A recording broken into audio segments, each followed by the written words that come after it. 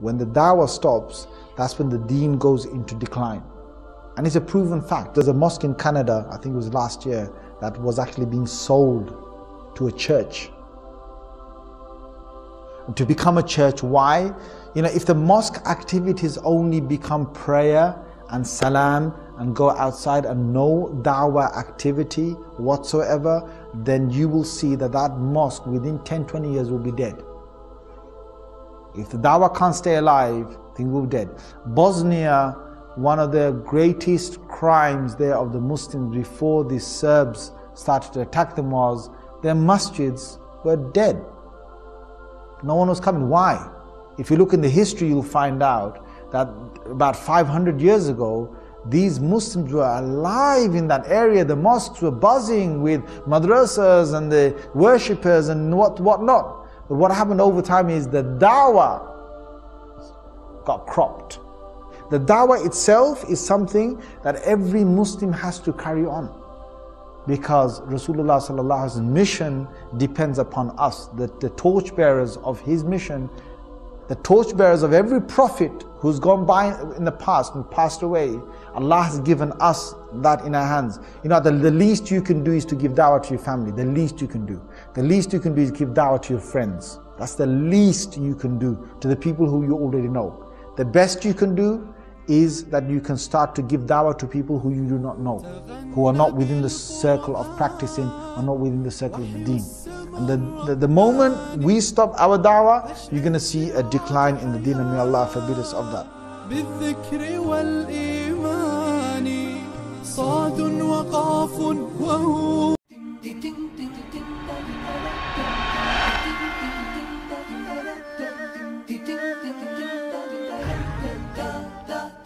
Allah doesn't change the condition of people until they change from within themselves. Change, as you know, is inconvenient.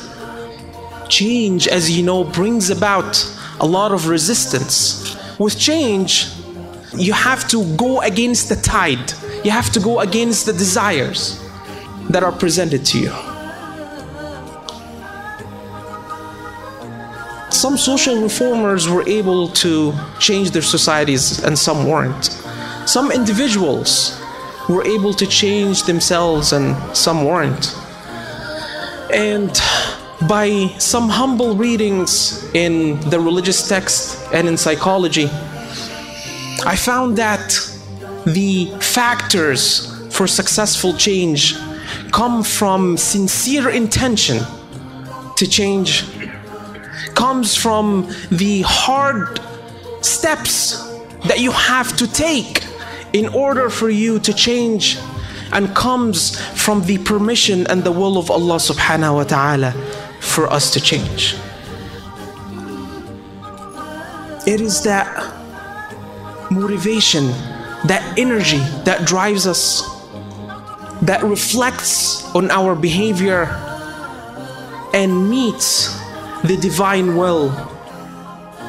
And that is the formula that I see for successful change.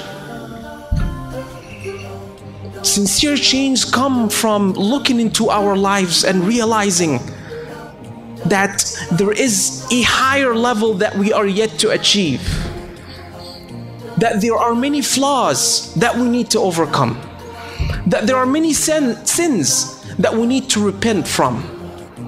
We're created in this life and go through a natural cycle of change. Everything in this life goes through cycles of change. Change is a necessity of this life. By realizing that we need to change, we formulate this intention, an intention of sincere change that brings us from whatever we were to something that is higher. Sincere change comes from realizing that the path of Allah subhanahu wa ta'ala is not easy, and is not by following desires.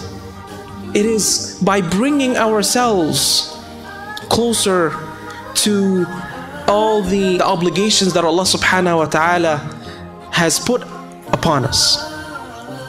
And once we walk on that path, that's when we taste the sweetness of it.